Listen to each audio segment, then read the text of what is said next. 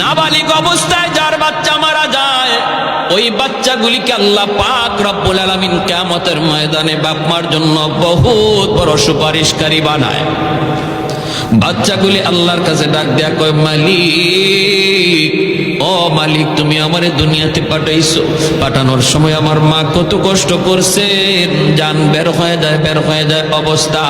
এরপরে আমি দুনিয়াতে আসলাম, এত কষ্ট আমি মাকে দিলাম, কিন্তু মার কোনো খেদমত আমি করতে পারলাম না, আমার মা ঋণ আমি শোধ করতে পারলাম না।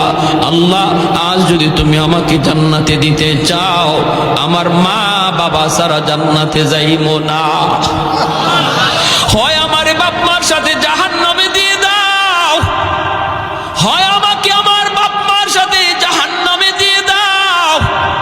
রব্বুল আলামিন তখন বলে, বান্দারে, আমি আল্লাহর আদত হচ্ছে জাহান্নামীকে জান্নাতে দেওয়া, কিন্তু